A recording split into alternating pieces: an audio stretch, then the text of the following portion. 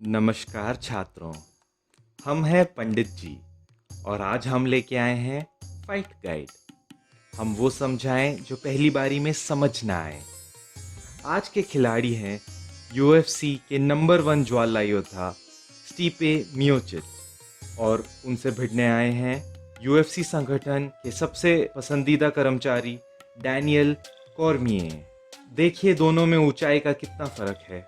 शुरू होते ही स्टीपे ने डैनियल को पीछे धकेल दिया। देखिए, स्टीपे का मुक्का महसूस करते ही डैनियल ने क्लिंच का आरंभ करने का प्रयास किया। डैनियल अपने छोटे कद और कुश्ती में प्रवीणता के कारण किसी भी कीमत पर अपने और दुश्मन के बीच दूरी कम करना चाहते हैं। दूरी कम होते ही डैनियल दुश्मन की गर्दन पर माला की तरह अपना हाथ टिका लेते हैं और लगातार अपरकट से हमला करते हैं। लेकिन स्टीपे इस आदत को पहचानते हैं और दूरी बना के वापसी हमला शुरू करते हैं। कुछ लात की अदला बदली और फिर से क्लिंच का आरंभ। क्लिंच में अंडरहुक आमतौर पर ज़्यादा फायदेमंद होता है, लेकिन डैनियल क्लिंच में इतने कुशल हैं कि वो दुश्मन को बेहतर स्थान दे देते हैं, क्योंकि वो अपने विशेषज्ञता के स्तर पर कभी भी पासा पलट सकते हैं। क्लिंच में डैनियल सर के पीछे गैरकानूनी वार करते हैं और रेफरी से चेतावनी पाते हैं। फिर स्टीपे बदले में डैनियल की खोपड़ी को अपने घुटने से चूमते हैं। जैब क्रॉस की अदला बदली।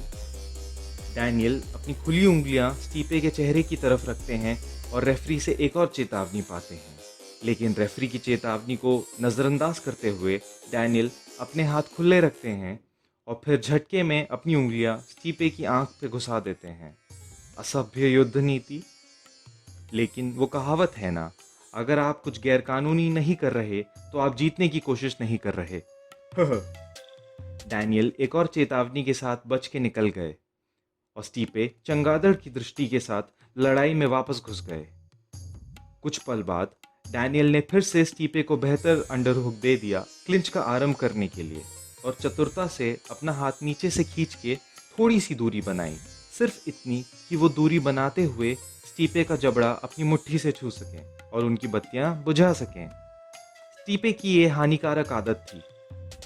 आप देख सकते हैं कि स्टीपे की खोपड़ी इस वार के लिए तैयार नहीं थी।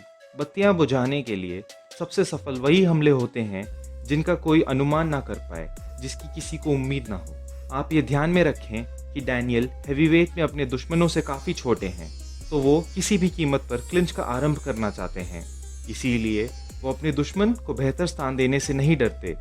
अपने इलाके में लाने के बाद वो फिर उधर से लड़ना शुरू करते हैं। एक और टिप्पणी, अगर आप एक जवान योद्धा हैं तो ये ना समझें कि ये एक योद्धा का आदर्श शरीर है। डैनियल बहुत ही समझदार, चतुर और चालाक हैं। वो अपने शरीर की वजह से नहीं जीतते, वो अपने शरीर के बावजूद जीतते हैं। वो सबसे इतना आगे हैं कि वो इस मोटापे के साथ भी जीत सकते हैं, लेकिन शायद आप ना जीत पाएं, खासकर अगर आप हल्के वजन पर लड़ रहे हों। कृपया ध्यान रखें, खाइए कम और भागिए ज़्यादा। आज की शिक्षा यहीं समाप्त होती है। तथास्तु। अगर आप और शिक्षा की प्राप्ति चाहते हैं तो लाइक कीजिए, शेयर कीजिए, सब्सक्राइब कीजिए और कमेंट कीजिए। जितने ज़्यादा छात्र होंगे हमारी कक्षा में, उतना आसान होगा हमारे लिए नियमित तौर पर पढ़ाना। फिर मिलते हैं। शुभ विदाई।